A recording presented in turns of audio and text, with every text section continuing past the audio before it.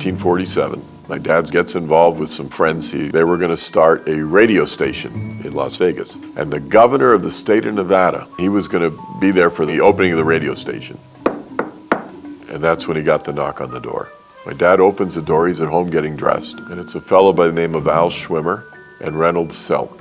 He invites him in, of course. Says, I don't have much time, what's on your mind? What are you doing here? And that's when they tell him the story of Israel. First of all, he swears him to secrecy. My dad, he swore to himself, if I can ever do anything to fulfill my grandfather's dream of Zionism, a place, a homeland for the Jews, then I will do my part. Right away, he said, of course, I'll help. I can be ready in about 2 weeks. They said, oh, no, this isn't, you don't have time to get ready in 2 weeks. You got to go tonight. You're going to Hawaii tonight. Why am I going to Hawaii? Because there's a nice Jewish man who has a armed war surplus depot with lots of airplane parts, whatever. You're going to go down there and get all that stuff and ship it up to Los Angeles so we can get on with this. Here's your ticket. So he gets to Hawaii. Nathan Liff was the man who had the war surplus yard. When my dad told him what he was doing, Nathan said, take whatever you want. So my dad looked around, saw lots of airplane engines and spare parts, things like that. And he looked just beyond the yard. There was a huge fence, cyclone fence, and 2 Navy Marine guards guarding it. He said, I wonder what's there. So that night they cut a hole in the fence, he and a couple of friends, and they went through into what was a Navy depot. They opened the crates full of brand new machine guns and ammunition, whatever you need to defend yourself in a war, for sure. And he figured that Israel needed that more than they needed airplane engines. So instead of staying for 2 days, he stayed for 2 or 3 weeks. And every night when the Marine Guards would head off in a different direction, they would go through the fence with forklifts.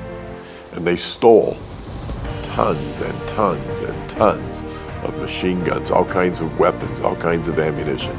Brought it into Nathan Liff's yard, moved them into crates marked aircraft engines, and then shipped them back to Los Angeles. They come back to Los Angeles, and of course they know they're violating the law. And they know that the feds are hot on their trail. So my dad makes arrangement with this fellow who has a boat.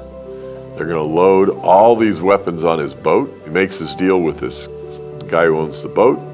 They load the boat up all night, all these volunteers. And by early morning, the portholes are underwater because it's so heavy. The guy says, you're not taking my boat, you're gonna sink it. It's too heavy.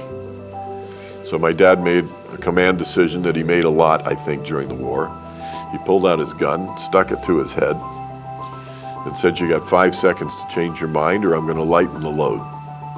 So the captain said, okay, I'll go. He made a smart move, he didn't want to die. And they took the boat all the way to Mexico. And they offloaded the weapons. And now my dad had to get the weapons from the west side of Mexico to the east side, to Tampico Bay, so they could sail them out to across the ocean. So he gets over to Tampico Bay, goes to the ship's captain, who decides he's not going to sail this stuff. He's not taking it out.